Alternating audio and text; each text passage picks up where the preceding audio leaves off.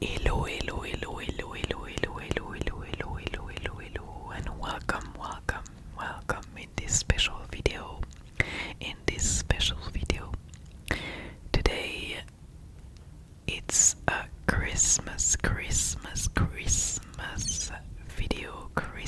video, and normally this video will come out around Christmas, so Merry Christmas, Merry Christmas, Merry Christmas, Merry Christmas. I hope you have a beautiful Christmas. I hope you have a beautiful gift. And yeah, I wish you the best for the next year. So today, I'm gonna read a short bedtime story, a short poem, well known, I think.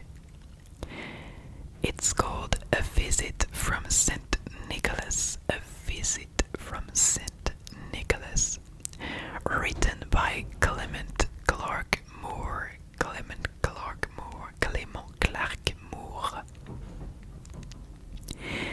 And yeah, let's get started. Okay. It was the night before Christmas when all through the house not a creature was stirring, not even a mouse. The stockings were hung by the chimney with care, in hopes that St. Nicholas soon would be there. The children were nestled all snug in their beds, while visions of sugar plums danced in their heads. And Mamma in her kerchief, and I in my cap, had just settled our brains for a long winter's nap. When out on the lawn there arose such a clatter, I sprang from my bed to see what was the matter. Away to the window I flew like a flash, tore open the shutters and threw up the sash. The moon on the breast and the new fallen snow gave a luster of midday to objects below. When what to my wondering eyes did appear but a miniature slate and 8 tiny reindeer, with a little old driver so lively and quick, I knew in a moment he must be Saint Nick. More rapid than eagles, his coursers they came, and he whistled and shouted and called them by name.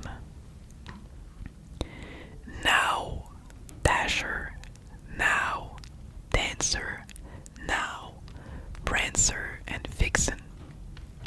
On, Comet, on, Cupid, on, Thunder and Blitzen.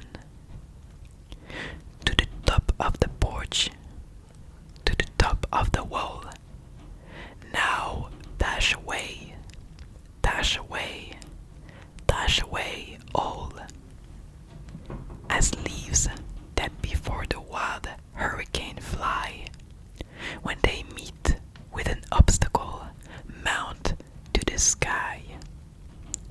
So up to the housetop the coursers they flew, with the slide full of toys and St. Nicholas too. And then, in a twinkling, I heard on the roof the prancing and pawing of each little hoof, as I drew in my head and was turning around. Down the chimney St. Nicholas came with a bound. He was dressed all in fur, from his head to his foot, and his clothes were all tarnished with ashes and soot. A bundle of toys